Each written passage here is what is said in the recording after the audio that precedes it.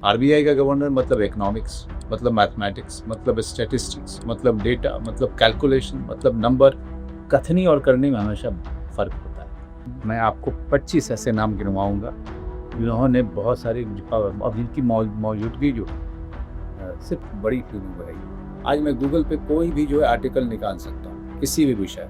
तो आप अपनी कौन सी पिक्चर देखना पसंद करेंगे? तो बहुत सारी हैं। हाँ, मुझे पता, नाम नहीं लेंगे आप। हाँ नहीं, वो नाम लेना बड़ा मुश्किल है, लेकिन अब मैं अगर अलीगढ़ का नाम लूँगा तो मैं भोसले का नाम क्यों नहीं?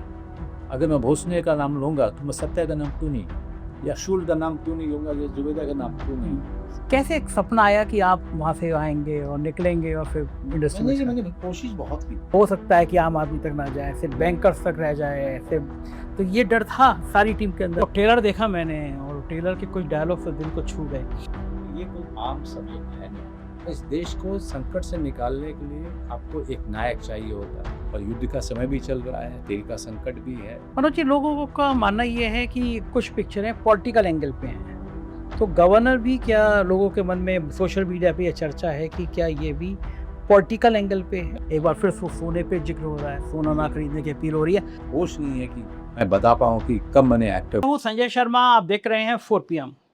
मेरे लिए ये बड़ी परेशानी की घड़ी तब आती है जब आप किसी ऐसे आदमी का इंटरव्यू करने जाएं, पॉडकास्ट करने जाएं, जो आपको बहुत पसंद हो, तो फिर सवाल ना गड़बड़ गड़बड़ हो जाते हैं कि क्या पूछना है। वैसे आमतौर पे किसी का इंटरव्यू करो तो दिमाग में आता है यार कुछ कुछ ऐसे सवाल करना, इससे घेराबंदी हो रही होती है। लेकिन जब आपका कोई फेवरेट आदमी बैठा होता है तो लगता है उसके अंदर की ना और चीज़ें निकालो, प्यारी प्यारी चीज़ें निकालो। तो आज मैं एक ऐसी ही बहुत बेहतरीन जितने वो बेहतरीन अभिनेता हैं उससे ज़्यादा बेहतरीन इंसान है, तो एक बेहतरीन इंसान मनोज वाजपेयी जी के पास आया। मनोज जी, बहुत बहुत स्वागत है। आपसे जब मिलता हूँ तो इतनी ढेर सारे ज्ञान लेके जाता हूँ आपके पास से, अरे नहीं ढेर सारी बातें लेके जाता हूँ। तो ये मेरे लिए उम्मीद से परे थे कि आप के जो पिछले किरदार है उसके मुकाबले में आप एक गंभीर, एक गवर्नर वाला रोल करने जा रहे हैं। और ट्रेलर देखा मैंने और ट्रेलर के कुछ डायलॉग तो दिल को छू गए।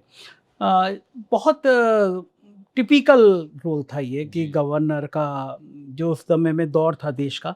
ये जब आपके पास फर्स्ट टाइम स्क्रिप्ट आई तो आपको पहली बार मन में क्या आया? नहीं 4 साल पहले मेरे पास आई थी। 4 साल पहले? हाँ, अच्छा। विपिन ने मेरे पास भेजी थी। मेरे ख्याल से वो फर्स्ट ड्राफ्ट था जो किसी राइटर्स मिल करके लिखी थी। उन्होंने मुझे भेजा कि भाई देखो तुम्हारा क्या कहना है। तो मैंने पढ़ा और मुझे बहुत अच्छी लगी, एक और बार पढ़ा टू रिकन्फर्म। फिर मैंने बिल्कुल वहाँ बोला, लेकिन स्क्रिप्ट को फाइनल होते होते भी बहुत टाइम लग गया। और फिर स्क्रिप्ट को फाइनल करने के बाद इस फिल्म के लिए राइट डायरेक्टर ढूंढना बहुत ज़रूरी था, क्योंकि ये कोई आम सब्जेक्ट है नहीं। और इसमें इकोनॉमिक्स का बैकग्राउंड, और इकोनॉमिक्स का जब बैकड्रॉप होता है उसमें एक थ्रिलर फिल्म बनाना, वो वही कर सकता है जिसको जोशी दोनों समझ। एक तो सब्जेक्ट का थोड़ा की थोड़ी बहुत समझ हो, दूसरा उसे ये भी पता हो कि इस तरह के बैकड्रॉप वाली फिल्म को कैसे रोचक बनाए। क्योंकि नहीं तो स्क्रिप्ट राइटर्स को भी मैं इसकी दाद देता हूँ कि मतलब उन्होंने ऐसी स्क्रिप्ट लिखी जिसमें कि गवर्नर, आरबीआई का गवर्नर मतलब इकोनॉमिक्स, मतलब मैथमेटिक्स, मतलब स्टैटिस्टिक्स, मतलब डेटा, मतलब कैलकुलेशन, मतलब नंबर। अब आम आदमी को ये सारी बातें तो लेनी देनी नहीं, टफ लगी। तो वो टफ है। तो उसमें आपको एक ऐसी फिल्म निकालना जो चूंकि इन सब्जेक्ट से परे जाता हो, मतलब कि इमोशनल जर्नी पे ज़्यादा महत्व देना और ये सारी बातें पृष्ठभूमि में रखना। पहले तो बताया जाता है कि देश किस संकट में है, और ना इस देश को संकट से निकालने के लिए आपको एक नायक चाहिए होता है। तो उस नायक को लाया जाता है जो ऑलरेडी अंडरडॉग है, जिसके बारे में सब बहुत अच्छी राय नहीं, मतलब कोई उनके रडार में नहीं। आरबीआई के अंदर में ही आप फिल्म में देखेंगे कि उसको लेकर के थोड़ी रेजिस्टेंस रही है, क्योंकि जो अगले जो गवर्नर बनने की होड़ में थे उनमें से कोई भी नहीं है, और इनको अचानक ऊपर से बना दिया गया। और मिस्टर गांधी के जो है रिकमेंडेशन पे थे, मनमोहन सिंह जैसे उनके जो कुलीग्स थे उन्होंने अप्रूव भी किया था। अ, इस आदमी के पास इतना बड़ा जॉब था, और ख़ास करके ऐसे समय में जब टाइम भी नहीं था, सरकारें उस समय बहुत कम चल पा रही थी। तो एक ऐसी घड़ी थी कि जो चंद्रशेखर जी की सरकार थी वो बिल्कुल स्ट्रेस में थी, कि भाई जिसको लेकर के आए हैं वो कैसा है, क्या वो कोई रास्ता निकालेगा कि हम इस देश को इस संकट की घड़ी से बाहर लाएं। इंडिया जब बैंकरप्ट घोषित होने वाला था, तो कैसे कोई एक अ, बंदा काबिल आदमी आएगा जो हमें सुझाएगा कि हम कैसे निकलें इससे। और जो रास्ता भी सुझाया वो बहुत रिस्की था, लेकिन कहीं से कोई हेल्प नहीं मिलने के बाद उस आदमी ने खुद ही कुछ अपने आरबीआई के कुलीग्स को लेकर के कैसे उसने पूरा अंजाम दिया था, ये उसकी कहानी है। ये रनिंग अगेंस्ट टाइम वाली थ्रिलर है, जहाँ पे नायक के पास समय बहुत कम है और उसमें उसको वो काम को अंजाम देना है। नहीं तो यहाँ पर जो देश है, यहाँ पे कोई और हीरो की चहेती नहीं है या ये चहेता नहीं है। यहाँ पे देश जो है उसका चहेता है, देश उसके लिए बड़ा कंसर्न है। ये देश जो है बहुत बड़े संकट में आ गया है, उससे उसको बचाना है। आरबीआई फेल तो देश फेल, डायलॉग आपका उस संदर्भ में है, लोग आज के संदर्भ में जोड़ के देख रहे हैं, इसलिए ज़्यादा चर्चा में आ गया। जी जी तब भी सोना था और अब भी सोना है। जी। कितने दिन लगे आपको उस रोल में अपने आप को खांचे को फिट करने में? हर रोल जो है, जो भी इस तरह के जो गंभीरता लिए हुए सब्जेक्ट होते हैं, जिनमें डिटेलिंग बहुत होती है, जिसमें गहराई बहुत होती है, उसमें टाइम तो लगता है। उसमें आप स्क्रिप्ट के साथ बहुत रहते हो, कई सारी रीडिंग्स होती हैं, खुद आप कई बार पढ़ते हो, आपके नोट्स बनते हैं, आपके फिजिकल और मेंटल नोट्स बनते हैं। फिर आप बाकी वो को एक्टर्स के साथ रीडिंग करते हो, फिर डायरेक्टर के साथ में बैठ करके कई सारी बार आप कई सारे मुद्दों पे बात करते हो। और राइटर्स से कोई एक आध बार राइटर्स को भी बुलवाया गया, उन्होंने भी अपनी इनपुट दिए। विपुल शाह थे, विपुल शाह आज से नहीं, मैं उनको करीब 20-25 साल से जानता हूँ। तो ये सब लोग मिल करके एक दूसरे के साथ कोलैबोरेट करते हैं, उन्होंने किया भी। और बाकी जो पर्सनल रिसर्च वगैरह होती है आजकल बहुत आसान हो गया है, मुझे संजय शर्मा जी के पास जाने की ज़रूरत नहीं है किताब के लिए। आज मैं गूगल पे कोई भी जो है आर्टिकल निकाल सकता हूँ किसी भी विषय पे। तो आप दसियों आर्टिकल पढ़ रहे हो, आप मुंबई के ट्रैफिक जाम में हो और आप कुछ ना कुछ निकाल रहे हो, चैट जीपीटी खोला चैट जीपीटी, आप गूगल, आप जो है लगातार कुछ ना कुछ पढ़ रहे हैं, एजुकेट कर रहे हैं अपने आप को, उस सब्जेक्ट से पहले अपने आप को भली भांति परिचित करा रहे हैं। फिर आता है इमोशनल जर्नी। ये आदमी कौन है, कहाँ है, किस उम्र में है, कौन कौन है इसके परिवार में, उसकी इच्छाएं और महत्वाकांक्षाएं क्या है परिवार के लिए। ये कई सारे व्यक्तिगत चीज़ों पे काम करना पड़ता है, तब जा करके एक इमोशनल जर्नी बनाते हैं।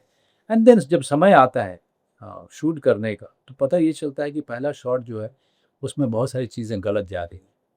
फिर उसको डायरेक्टर आता है, डायरेक्टर के साथ बातचीत होती है, फिर एक और शॉट, एक और टेक ट्राई करते हैं, फिर 2 करते हैं, फिर 3 करते हैं। धीरे-धीरे चीज़ें जो हैं, कथनी और करनी में हमेशा फ़र्क होता है। एक्टर का काम सिर्फ़ कथनी नहीं है, सबसे बड़ा काम उसका करनी होता है। जब वो करता है तब जाकर के पता चलता है कि जो उसने थियरी पे पूरी प्रैक्टिस की थी या जो तैयारी की थी, वो कितनी कारगर है यहाँ पे सामने कैमरे के।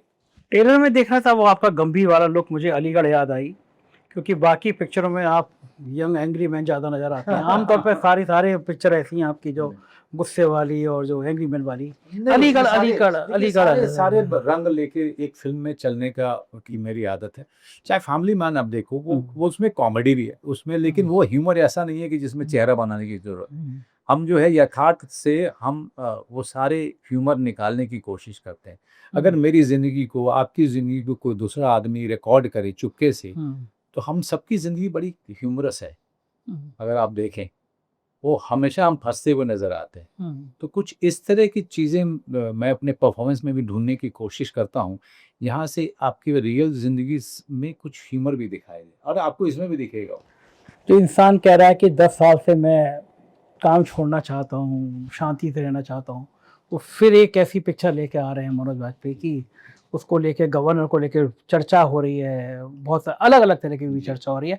इस दौर में जब पिक्चरें सिर्फ कॉमर्शियल बन रही हैं, अपने केवल ये है कि 500 करोड़ की पिक्चर, 1000 करोड़ की पिक्चर, लोगों ने पैमाना ये कर दिया है कि भाई इतने करोड़ की पिक्चर, इतने करोड़ रेवेन्यू आए। ये डर प्रोड्यूसर को, डायरेक्टर को था कि ये बहुत सेंसिटिव मुद्दा है, हो सकता है कि आम आदमी तक ना जाए, सिर्फ बैंकर्स तक रह जाए ऐसे, तो ये डर था सारी टीम के अंदर। देखिए, आदमी की एक नर्वसनेस तो होती है, लेकिन मेरी नर्वसनेस दूसरे तरीके की होती है संजय जी। मैं अपनी हिट फिल्मों के लिए नहीं जाना चाहता, मैं अपनी फिल्मों की क्वालिटी के कारण जाना जाता हूँ। और उसी ने 32 साल मुझे सरवाइव कराया इस इंडस्ट्री। 32 साल हो गए ना आपको? 32 साल अगर मैंने सरवाइव किया है तो मैंने हिट फिल्मों के कारण नहीं किया है, मैंने अपने काम के कारण किया है, अपने अपने अपने फिल्मों के कारण किया है, अपनी परफॉर्मेंस के कारण किया है, जिसमें डायरेक्टर्स के साथ में मेरे व्यवहार के कारण किया है, उनका ट्रस्ट मैंने जीता है उसके कारण किया है।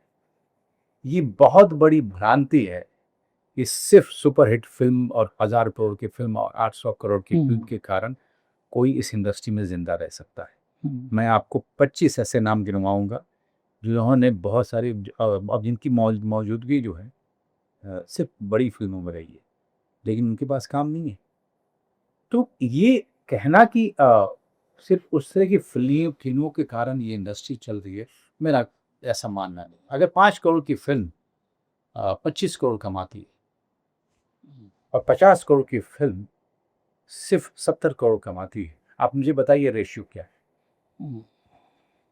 तो आप किसको बड़ा हिट मानेंगे? तो ये एक परसेप्शन क्रिएट किया जाता है।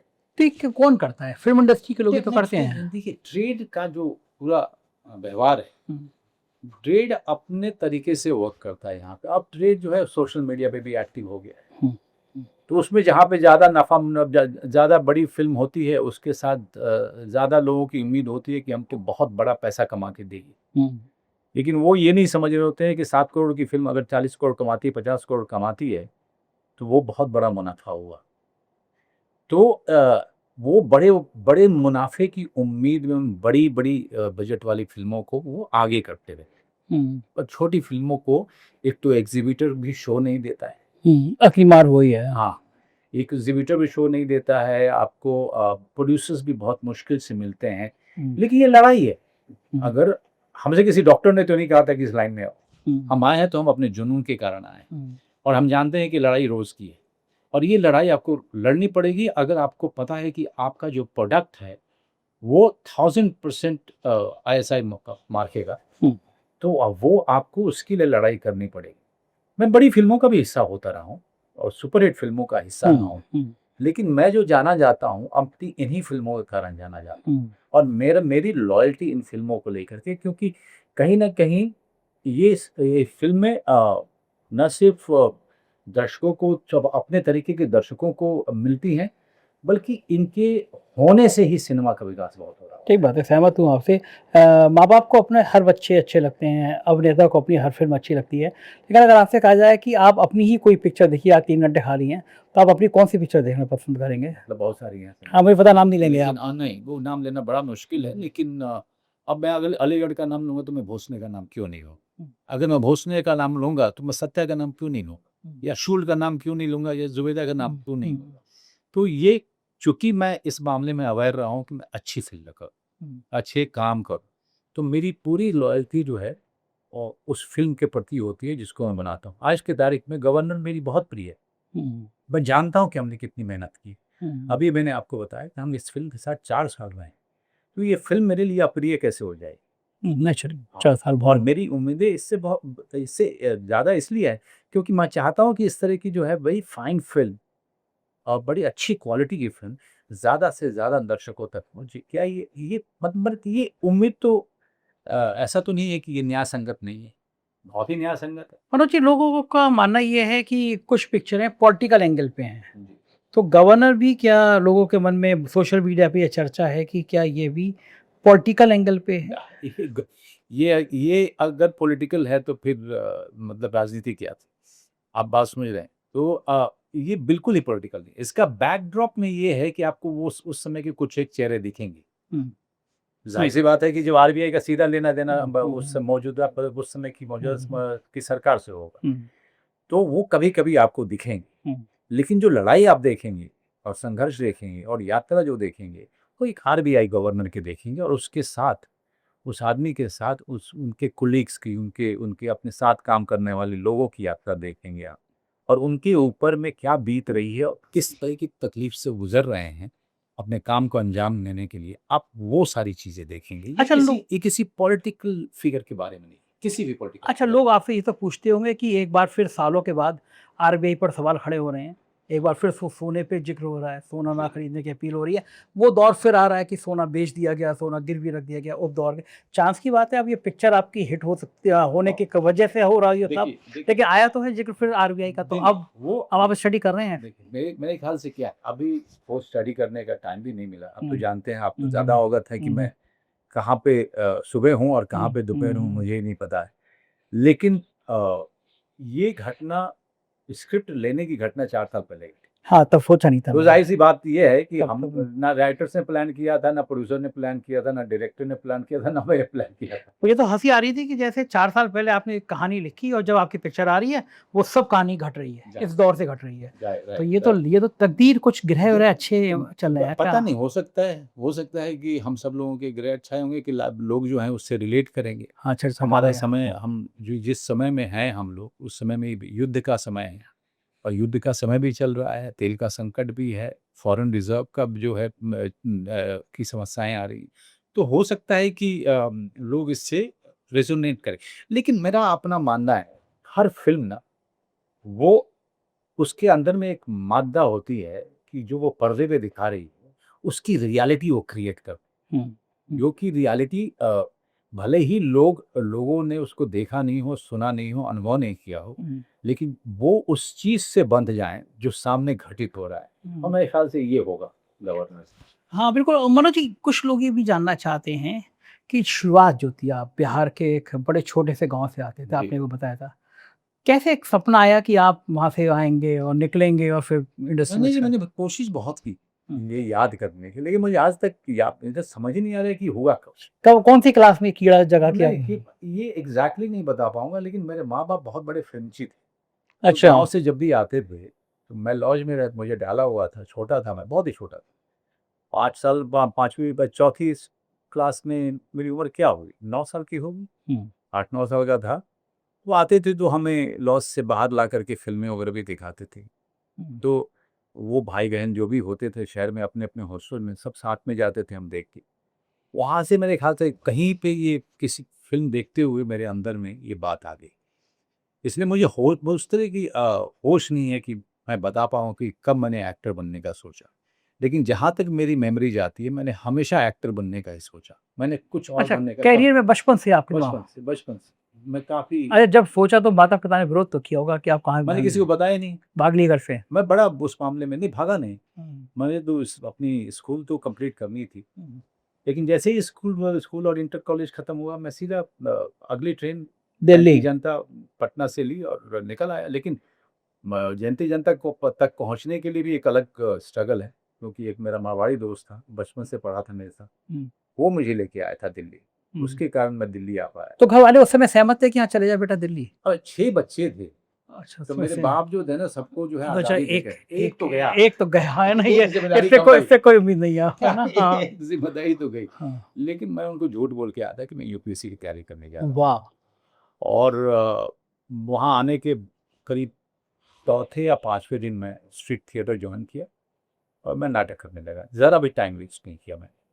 तो तब ब्यूरोक्रेट नहीं बन पाए, बाबू नहीं बन पाए, पिक्चर में तो आप बन ही गए, मतलब दोस्त मेरे सारे ब्यूरोक्रेट हुए। क्योंकि मैंने देखा, मुझे आपकी पिक्चर याद नहीं, आप कांस्टेबल बने, दरोगा बने, सब कुछ पुलिस बने, है ना? ऐसे कहीं आईएएस वाला, ब्यूरोक्रेट वाला, ये वाला रोल आपको याद नहीं आ रहा? कर चुका हूँ, जितने भी आईएएस आईपीएस जितनी भी तरीके की जॉब करते हैं, सब कुछ कर चुका हूँ, सिर्फ आईएफएस बनना बाकी है। अच्छा। किसी अपने देश का एम्बेसडर किसी देश में, लेकिन सब कुछ का। अब देखिए 32 साल में रोल्स जो लिखे जाते हैं उनकी अपनी भी सीमाएं होती हैं। तो एक कैरेक्टर जो है आईपीएस या इंस्पेक्टर जो है ना, बड़ा ड्रामेटिक होता है। तो हमारी स्क्रिप्ट राइटर्स बहुत ज़्यादा अच्छी फिल्में एक पुलिस वाले के इर्द गिर्द बहुत बनते हैं।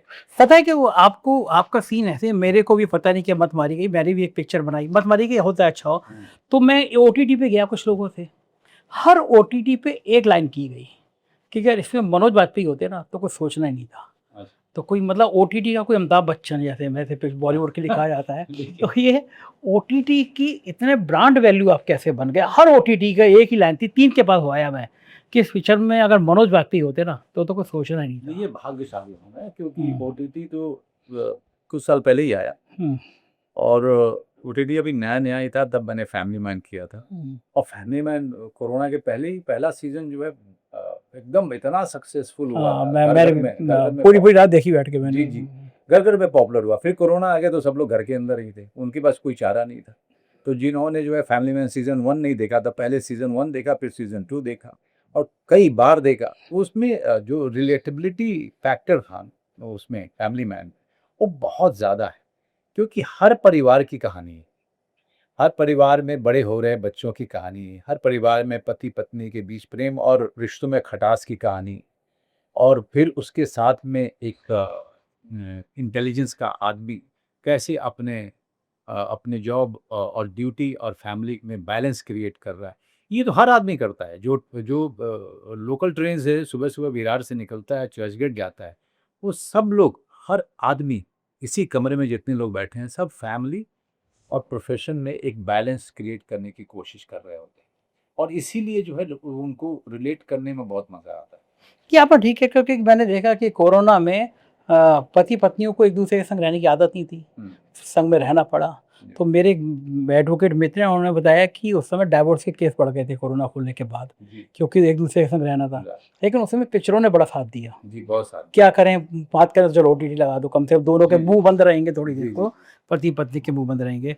मनोज जी, कुछ ऐसी चीजें थी जो बहुत चर्चा में आती थी। पहला को गुस्सा बहुत आता था, इसमें पहले कंट्रोल कैसे किया आपने? मतलब आपके गुस्से के बड़े सारे किस्से हैं, बहुत सारे किस्से हैं। अच्छा, नहीं नहीं, गुस्सा वगैरह देखिए, गुस्सा, लोग गुस्सा कह करके उसको थोड़ा छोटा कर देते। मेरी लड़ाई हमेशा से रही है कि काम, दोस्ती और आपका व्यवहार बड़ा न्याय संगत होना चाहिए। आप जो है अपने आप को, आप कहते भी हैं कि आप बहुत ही ज़्यादा जो है एक्टिविस्ट हैं और आप पार्टिसिपेट भी करते हैं, लेकिन आपका जो व्यक्तिगत व्यवहार है वो बड़ा अन्याय संगत है। तो मुझे ना छोटी छोटी चीज़ें बहुत टच करती थी। मेरे साथ में लोगों को दोस्ती करना मुश्किल था, क्योंकि मैं उनकी विरोधाभास पकड़ करके झगड़े करता था, और मेरी आदत थी। तो मेरी सबसे बड़ी कमजोरी मेरा गुस्सा भी था। और गुस्सा क्यों नहीं हूँ? अगर गुस्सा नहीं होता तो मैं घर से नहीं निकलता। अगर गुस्सा नहीं होता, मैं 11 साल तक थिएटर कैसे करता? अगर मेरे अंदर में जुनून नहीं होता, कुछ पाने की ललक नहीं होती, कुछ करने की ललक नहीं होती। मैंने क्राफ्ट सर मैंने सीखा है 10-11 से। मैंने बाकायदा, और मुझे यूनिवर्सिटी में एडमिशन नहीं मिला, तो मुझे वो कोई भी चीज़ बहुत ही आसानी से मिली जीवन में, ऐसा भी नहीं हुआ।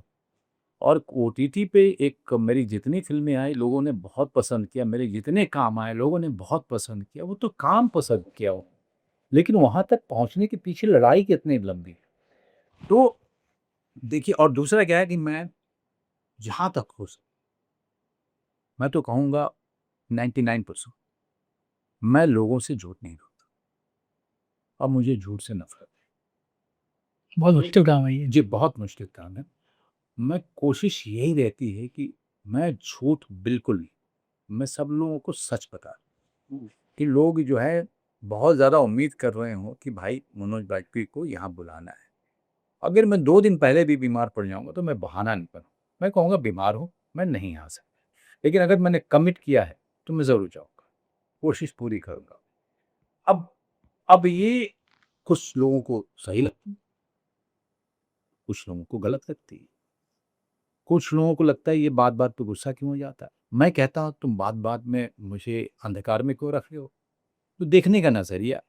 मैं ये नहीं कह रहा हूँ कि मेरा क्रोध जायज़ था। क्रोध का मतलब वे ऑफ एक्सप्रेशन जो है सही था। जिस दिन मुझे लगा कि मैं क्रोध मेरी आदत हो रही है, उसी दिन से मैंने अपने ऊपर काम करना शुरू कर दिया। अच्छा, काम करते हैं तो आपको क्रोध पे कंट्रोल करना है। देखिए, अच्छी बात ये है कि जीवन में जो है कुछ एक रास्ते जो है, कुछ एक बहुत गुणी लोग मिले, जिन्होंने जो है मुझे वो तरीका बताया जिस पे मैं काम कर सकूँ। आपने आपके बचपन के दोस्त से जिक्र करते हैं अध्यात्म की दुनिया का ना, आप लोग आप जी, जी, थोड़ी बहुत चीज़ें, थोड़ा-सा इंट्रोडक्शन हुआ, लेकिन मैं उसको करने की रोज़ कोशिश करता हूँ। क्योंकि मैं अपनी उस कमज़ोरी को लेकर के बहुत सजग हूँ। और जब यकीन मानिए कि जब से मैंने करना शुरू किया, मेरा अब 90% गुस्सा चला गया। अच्छा, अभ्यास से, अभ्यास। यानी शरीर भी एक साधना है अगर आप। हाँ, उसको साधना पड़ता है, तो दिमाग को साधना पड़ता है। उसके लिए आपको जो तरीके बताए गए हैं उसको फॉलो कीजिए, और बस सारे लोगों पे काम करते रहे हैं, उन पे भी काम किया उन्होंने। हम्म, लेकिन मैं ये कहूँ कि बिल्कुल नहीं आता, लेकिन कभी कभी आ जाता है, कभी कभी कभी कभी अभी भी आता है कुछ चीज़ों पे। लेकिन मैं उसको लेके शर्मिंदा नहीं, लेकिन मुझे लगा कि ये मुझे मेरे मेरे हेल्थ को ख़राब कर रहा है, उस दिन मैंने बंद कर लोग कहते हैं बड़े स्टार घमंडी होते हैं, दिया। जी, आपको भी कहा है लोगों ने कभी? नहीं मुझे नहीं कहते, मुझे मेरे बारे में वही बातें होती हैं जो अभी आपने कहा। है ना? हाँ, कि उसको देख के डर लगता है, वो सुना है बहुत गुस्सा करता है, लेकिन ऐसा भी नहीं। मेरे सारे डायरेक्टर्स ने मुझे रिपीट किया है हम्म, और मैंने सारे नए डायरेक्टर्स के साथ काम किया है, तो आप इसी से समझ सकते हैं। लेकिन हाँ, मुझे जो चीज़ किसी की न्याय संगत नहीं लगी, वो चाहे जितना भी तुर्रम खाऊं, किसी हम्म, इंडस्ट्री का हो चाहे हम्म, कहीं का हो, हम्म। तो व्यक्तिगत रूप से मैं बोल दूंगा, है ना, कि भाई देखो ये चीज़ गलत है, और भाई तुम्हारे साथ इंडस्ट्री के लोगों से भी बोल देते हैं आप मतलब उनको, या तो मैं बोलूँ भी नहीं तो मेरे हाव भाव से उनको समझ में आ जाती है, कि बड़े बड़े लोग। ये बंदा काम का नहीं है, हाँ, दोस्त ये नहीं है। बंदा जो है ये रेड फ्लैग है हमारे लिए ये। और मुझे कोई दिक्कत नहीं है। मैं जानता हूँ एक चीज़, आपके प्रोग्राम में राजीव जी आते हैं ना, हम्म, मैं एस्ट्रोलॉजी जो है, मैं इससे बड़ा फैसिनेटेड रहा हूँ बचपन से, हम्म। क्योंकि मेरे पिताजी बड़े एस्ट्रोलॉजी में अच्छा, पिताजी भी एस्ट्रोलॉजी में हैं? था ना, थे वो, मतलब कि अच्छा, लोग उनके कारण जो है लोग एस्ट्रोलॉजर आते रहते थे हमारे गाँव अच्छा, में। अच्छा। वो मौलवी भी आते थे, तो हम्म, मौलवी भी जो है घरों का मुआयना करते थे, उसके तरीके बताते थे। तो मेरे पिताजी को इस विद्या में और इस तरह के लोगों में बड़ी रुचि थी। तो उस बचपन से मुझे ना इसमें रुचि होनी शुरू हुई। मैंने खुद जो है फिर जा करके न्यूमरोलॉजी थोड़ी बहुत पढ़ी, हम्म, खुद वास्तु पढ़ा, हम्म। और ज्योतिष पढ़ने की कोशिश की। मुझे समझ ही नहीं आया, मेरे ख्याल से टाइम जो है राइट नहीं था। लेकिन धीरे-धीरे इतने सालों में अब इतना हो चुका है कि कोई बड़े से बड़ा ज्योतिष मुझे मूर्ख नहीं बना सकता है। मैंने संडे को ही राजीव जी का प्रोग्राम किया, वो उन्होंने देखी थी आपकी, वो कह रहे थे कि यार गवर्नर तो हिट हो ही रही है, लेकिन ये साल मनोज की ज़िंदगी के रॉक स्टार हाँ, साल बनने वाला है, ये साल रॉक होना। कौन सा ग्रह ऐसा है जो बहुत मजबूत चल रहा है आपका, जो आप रॉक होने जा रहे हैं कुछ क्रांति करने जा रहे हैं? वो छोड़िए, कभी ऑफ द कैमरा हम लोग बात कर कह लेंगे। रहे हैं। लेकिन मेरा मानना है हम्म। कि ये ना मेरे हाथ में है, ना किसी और के हाथ में है कि मैं काम करना बंद कर दूँ। तय है ना ये सब ये चीज़ें, तय है ना? हम कोई कोई किसी को रोक नहीं सकता, कोई किसी को नहीं रोक सकता, है ना? ये बिल्कुल सही बात है। कोई भी नहीं रोक सकता। वो जिसको जहाँ पहुँचना होता है वो पहुँचते ही पहुँचता वो है। चाहे वो छप्पड़ फाड़ के बाहर आ जाए, आप चुनवा दो उसको दीवार में, वो आएगा ही आएगा। और मेरे सामने जो है कई सारे हज़ार आपके एग्ज़ाम्पल्स। आप जितना उस आदमी का विरोध करो, जब तक रहना है उसको उस पदवी पे, वो रहेगा। लेकिन और सबका अंत भी किस तरीके का होगा वो भी लिखा रहता है। तो मेरा मानना है, और इसलिए मैं बड़ा बेखौफ हूँ, आप खुद भी क्योंकि यहाँ ज्योतिष मैं क्रेडिट अपनी सक्सेस का, अपनी पहचान का मैं अपने आप को देता हूँ, मैं हमेशा ऊपर वाले को, ग्रहों को देता हूँ, और ना मैं किसी और के से घबराता हूँ कि ये मुझे मेरा नुकसान करे। अच्छा, आप पर्सनल ज़िंदगी में ग्रह देखते हैं कि ये पिक्चर साइन करने जा रहा हूँ तो ग्रह नहीं, को पता चला है, नहीं, मुझसे वो नहीं। सब नहीं करते ना आप? देखिए हर किसी का टाइम होता है। हाँ। उस टाइम में अगर डायमंड स्क्रिप्ट छुओगे तो वो भी चलेगी, और कभी-कभी कोयला भी चल जाती है। तो आपको आता है ये सब ज्योतिष, जन्मपत्री, ये सब चीज़ें आती हैं? मुझे सिर्फ़ आइडिया है, मतलब बेसिक जो पढ़ाई शुरू की थी मैंने, हुँ। वही है। बाकी देखिए आपके राजीव जी हैं, जो कमाल है। हम जब भी मौका लगता है मैं उनको ज़रूर देखता हूँ। बहुत अच्छे ढंग हाँ, से। वो बोलते हैं सरते हनुमान जी की शायद सिद्धि कर रखी है उन्होंने। नहीं, नहीं, वो ऐसे ही बिल्कुल बच्चों नहीं, की तरह बात करते हैं वो। नहीं, मेरा अपना मानना है कि उन्होंने सिद्धि की। मैं हाँ, जब उनको, बोलते हैं हाँ, तो उनको बोलते जब हैं, तो जिस बिंदास और बेखौफ अंदाज़ में बोलते हैं, मुश्किल होता है। तो भाई उस तरह की कुंडली उनकी होगी। हाँ, जो हाँ, हाँ, हर एक की होती है उनकी शैली, होती हर एक की शैली शैली होती है, और उसका काम करने का अंदाज़ और बेखौफ रहने का अंदाज़ एक अलग डिग्री का होता है। बिल्कुल ठीक जी, बात जी। है। तो और आनंद आचार्य करके मेरा एक एक्टर दोस्त है। हाँ, कभी मैं भी जी, मिलूँगा मेरे उससे, आप बहुत छोटे तारीफ़ भाई करते है, हैं गुरु उनसे। भाई है मेरा। तो वो जो है बेहतरीन है, वो भी बहुत बेहतरीन है। अध्यात्म ज्योतिष का किया। जी। मनोज जी, आपको अपनी पर्सनैलिटी सबसे अच्छी चीज़ कौन-सी लगती है? मेरी अपनी पर्सनैलिटी की, हुँ, मैं नेचुरली जो हूँ, हुँ, अ, थोड़ा-सा ज़्यादा ज़रूरतों वाला आदमी है। मतलब वेरी नेचुरल जो हैबिट है वो बड़ी कार से मैं इम्प्रेस नहीं होता हूँ, ना मेरी ख्वाहिश होती है कि बड़ी गाड़ी लेनी है, मतलब बड़ी आलिशान भव्य। मैं भगवान ने मुझे सब कुछ दिया है ना, लेकिन मैं और मेरा परिवार, मेरी पत्नी भी है ऐसे, मेरी पत्नी तो कुछ ज़्यादा ही है बहुत ही ज़्यादा है वो, बिल्कुल अलग थलग रहती हैं वो, बिल्कुल डिटैच सब चीज़ों से विरक्त एकदम। तो और मैं, हमारी जो बेटी है वो महत्वाकांक्षी है। तो हर व्यक्ति अलग होता है, हर व्यक्ति अलग होता है, यही मैं कहना चाह रहा था। एक ही परिवार में 3 लोग अलग अलग हैं। तीनों कैरियर हाँ, चला गया। बिल्कुल। और मेरी बेटी के अंदर में चीज़ें हैं, बहुत कुछ कस है और वो उस पर मेहनत करती है। मैं कहीं देख रहा था, सुन रहा था, कहीं बेटी चाहती है कि आप एक यूट्यूब खोल दें। हमारे धंधे में क्यों आ रहे हैं आप लोग? बहुत पहले कर रही थी, अब तो नहीं कर रही ना। अभी तो हाँ, हमारे धंधे में अभी बताइए। उसका हम लोगों अभी का वो हम 13 लोग साल की उम्र में था। अरे छोटी अभी वो सी 15 साढ़े 15 साल की, लेकिन बच्चों का दिमाग चेंज होता रहता है। मैं जल्दी किसी को सलाह नहीं देता। पिक्चर बनाओ। मैंने इंडिपेंडेंट फिल्में भी की हैं, जिसमें कि 4 साल 5 साल लग गए, 6 साल लग गए प्रोड्यूसर को अपना छोटी सी रकम जो है वापस बनाने में। तो वो संघर्ष भी देखा है हमने, लेकिन अंत में हो जाता है। बट पेशेंस बहुत रखना पड़ता है, आपको लगे रहना पड़ेगा।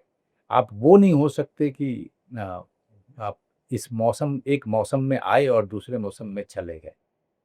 अगर आप सीरियस प्रोड्यूसर हैं, सीरियस क्रिएटिव आदमी हैं, तो रहिए, ऑप्शन बी लेके मत आइए। एक बनाइए वापस हो गए।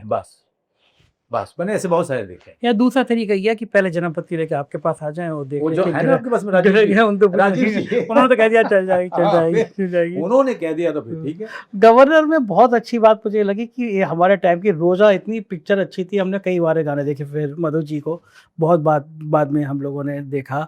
कितनी बड़ी भूमिका है अभिनेत्री की इसमें, क्योंकि आप जो होते हैं आपके सामने, फिर लोग कहते हैं हीरो अच्छा हो जाए तो हीरोइन थोड़ी दब सी जाती है, ऐसा होता है? ऐसा कहाँ होता है सर? जुबेदा तो हाँ, फीमेल कैरेक्टर थी, हाँ। और पिंजर जो है फीमेल कैरेक्टर थी मेन। कौन जो थी मेन जो है उर्मिला मातोंडकर थी।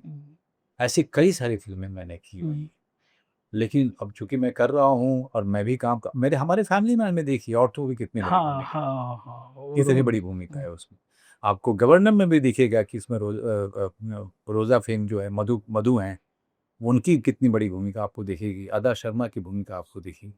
तो हम लोग अच्छी फिल्में करते हैं, और अमूमन अच्छी फिल्मों में डायरेक्टर्स जो होते हैं ना बड़े अवेयर होते हैं और बड़े केयरफुल होते हैं कि वो फीमेल कैरेक्टर्स को वेस्ट ना करे, या वैसे ही जो है डेकोरेशन के लेवल पे ना रखे। बहुत बहुत शुक्रिया मनोज जी, आप बहुत बिजी हैं इसलिए बहुत ज़्यादा समय लूँगा नहीं। शुभकामनाएं। 12 जून आई गई, गवर्नर बहुत बढ़िया तरीके से हिट हो। आप you, अगली sir. पिक्चर का फिर हम लोग आपके साथ पॉडकास्ट करें। जी बिल्कुल। और मैं तो आपके साथ में एक अच्छी बात क्या है कि आप आते हैं यूपी से, तो जब आप बैठ रहे हैं तो मुझे सडनली जो है सामने पूरा का पूरा उत्तर प्रदेश से ऐसा लग रहा है मैं बात कर रहा हूँ। और ये इस उम्मीद के साथ भी कि उत्तर प्रदेश जो है पूरा जाएगा, देखिएगा, क्योंकि आप उत्तर प्रदेश के तो मतलब पूरे राजा हैं। अब आप वो जो है अब आपको लेके चलेंगे उत्तर प्रदेश। जी बिल्कुल, है ना, एक शो करेंगे वहीं पे बैठ के। ये जो है एक बार मेरा ये खत्म हो जाए, अभी नॉनवेज से थोड़ा दूर हूँ, लेकिन एक बार वो खत्म हो गया, मानसून जाने दीजिए, फिर आपको उत्तर लखनऊ कालका वाला आपको बिल्कुल। बहुत शुक्रिया, थैंक यू। मनोज वाजपेयी जी थे, और एक बेहद सरल और सज्जन और अच्छे इंसान। मैंने जैसे शुरुआत में कहा था, जितने अच्छे अभिनेता उतने अच्छे इंसान। मेरी कई मुलाकातें हुई मुंबई में, और मैंने हर बार एक नए रूप में मनोज जी को पाया। असली रूप 12 तारीख को आप लोग बताइएगा। जो सबसे अच्छा कमेंट करे, वो मेरा नीचे नंबर फ्लैश हो रहा है, वो अपने टिकट के साथ मुझे अपना फ़ोटो भेजिएगा। पहले 10 जो सबसे अच्छे कमेंट होंगे पिक्चर के बारे में, माहौल के बारे में, मैं आप उन 10 लोगों का फ़ोटो लगाऊंगा। उन 10 लोगों से पूछूंगा ये पिक्चर आपको क्यों अच्छी लगी, बताइएगा इंटरव्यू कैसे लगा। शुक्रिया, थैंक यू।